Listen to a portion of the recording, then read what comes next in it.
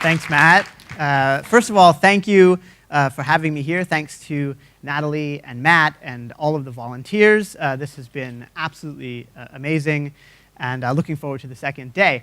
As Matt says, my name is Ari Kohen. I'm here from Nebraska. That's my Twitter. I'll ask you to send me tweets all throughout this about how fantastic this is. And that's a photo of my book, which is not available here for purchase, but which, of course, you can find at any great bookseller and at Amazon. The book is called Untangling Heroism. It's about classical political philosophy, which is my specialty, and it looks at Homer and it looks at Plato. And to basically sum up, I'm trying to figure out what some of the commonalities are in heroes in ancient Greece, because I think that informs much of our thinking about heroism today. And what I learned over time, of course, is that people have lots of different conceptions of what heroism is. So all of the people who did great work to put this conference on, some people think they're heroes. I, of course, am the real hero today because I didn't spill any breakfast on my suit.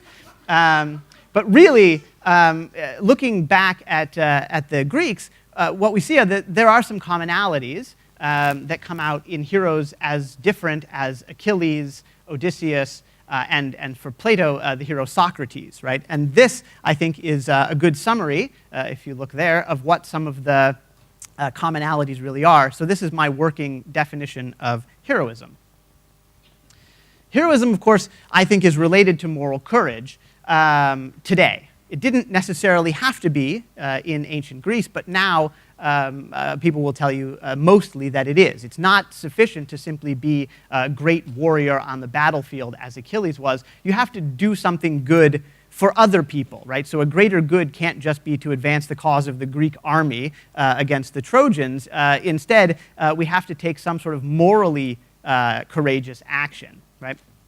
When we hear stories about people who are morally courageous, as we've been doing over the past 24 hours, we tend to be inspired by them. We love to, I mean, that's one of the great reasons that the Hero Roundtable it does what it does. We tell you stories about people who've done great things, and you get inspired by them. Now, just because you feel inspired, of course, as people have been saying, it doesn't mean that you're going to go out and do something morally courageous. When we think about people who do these great things, we imagine people from history who have done great things. I assume you all know who all of these people are. If you do, you should tweet at me and tell me who they all are. And the person who identifies all of them correctly wins a prize. So I'll wait for your tweets. But even though we think that we're going to do the right thing, even though we think we're going to act heroically, most of us are wrong. Right? When I ask my students, when I teach heroism, how many of them think they're prepared to be a hero when the need arises, everybody thinks of themselves as that good sort who's going to do the heroic thing. But we all know that the research shows that most of us are wrong, right? Because, of course, we know about the bystander effect. Right? We know that there are always a lot of people around who could have helped, but who didn't help. This famous story of WESLEY AUTREY, the subway hero who jumped down and covered someone who had fallen on the tracks, and the train passed over them, and they both lived. I mean, it's a great story. It's an amazing story of heroism, but we don't really talk about all of the people who didn't do anything. Right? There were a lot of people there when Autry jumped down and saved someone, and they weren't rushing to jump down themselves. Yeah? And I think that's an important thing to remember.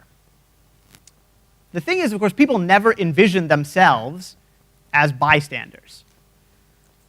Right? But we know that the pull of that bystander effect is incredibly strong, especially when you're confronted with real danger. Right? Danger to your life being, of course, the most extreme, but also danger to social position and things like that. So what are the things we should learn? Well, Heroes do something extraordinary. They're by and large ordinary people, but they stand out.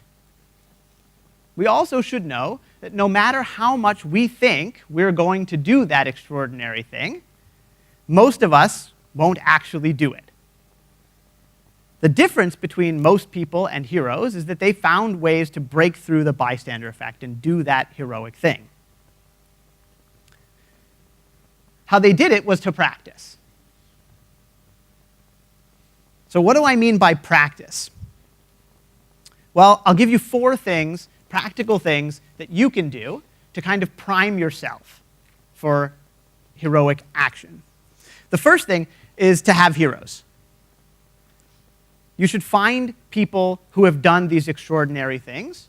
You should read about them, get to know their stories. Figure out, if you can, why they acted the way that they did.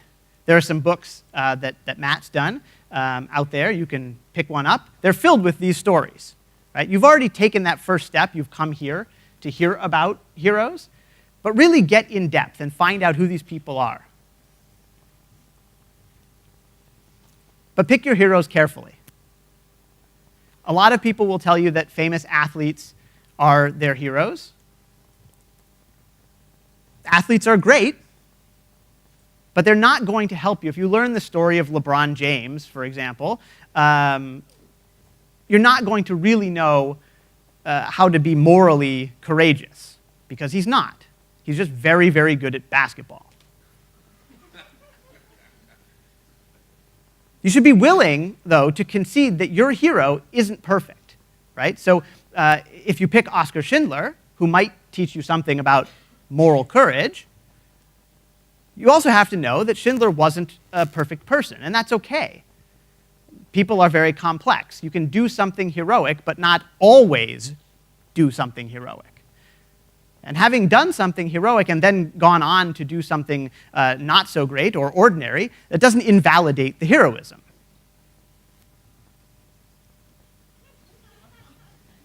The second thing is to be a bit uncomfortable.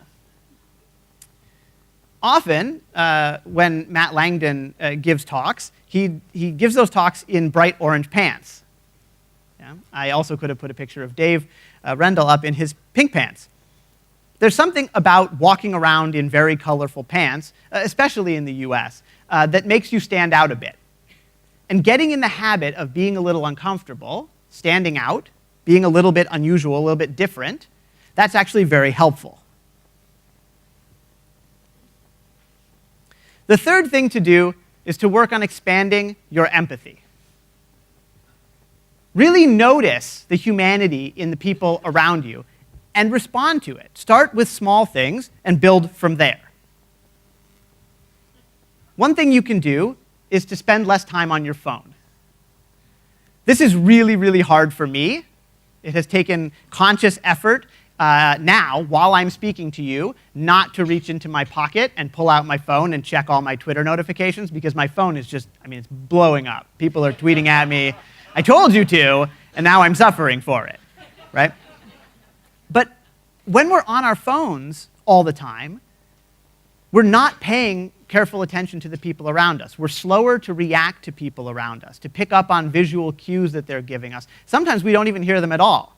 People will say something to us, but we're on our phones, and we'll nod our heads or we'll say, yeah, but we haven't actually heard them. Finally, work on doing small, good things. And I'll give you 2 examples of what I mean. When I go grocery shopping, I often take my kids. I have 3 small kids. And I've got my shopping cart, and it's full of groceries, and I'm pushing it through the store, and that's all well and good. I've got everything I need. I have 2 kids here, and I've got 1 kid hanging on to the side, and we go out to the car, and then I realize I don't know what to do. I put the kids in the car, and then I put the groceries in the car, and then I've got the cart. And the cart return is nowhere near the car. So do I leave the kids in the car and go take the cart back? Do I leave the cart in the middle of the parking lot? It's a real problem. And all the while, people are walking past me into the store. Can you guess how many people have offered to take my cart for me? It's a very small number. Yeah. In the history of my shopping with children, it's two people. And all of the other people, the first thing they do when they get in the store is they get a cart. But they're not paying attention to me. They don't notice all the juggling I'm doing with kids and groceries and the cart. Yeah. The other thing, I work in a 12-story building, and it's got terrible elevators. And so you go and you push the button to get up to your floor, and you're waiting, and the elevator takes a really long time to come. And finally, you get in, and you can go up to your floor. Yeah.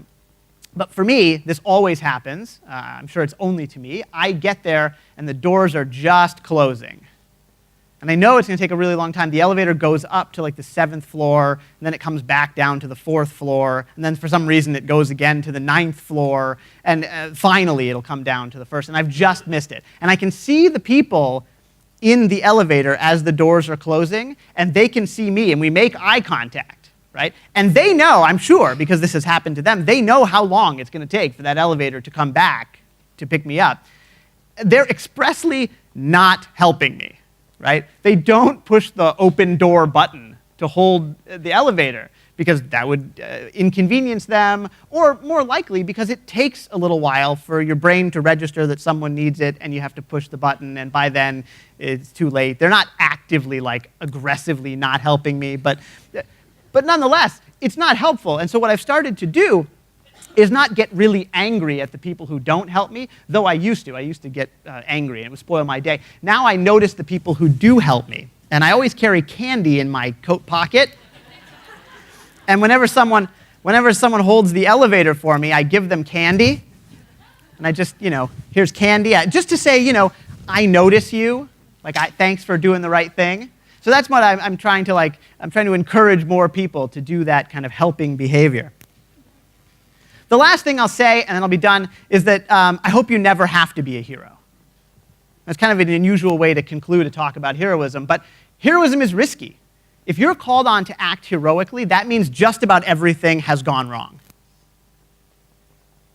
What I'm trying to encourage you to do is to practice for heroism, in the odd case that you might actually have to be heroic, but I hope it never happens to you. I hope I'm never called on to be a hero. On the plus side, if you do these 4 things, if you practice, if you're primed for heroism, you're more likely to act heroically if the need arises. And if the need never arises, you've just, done some good things. Anyway, thanks.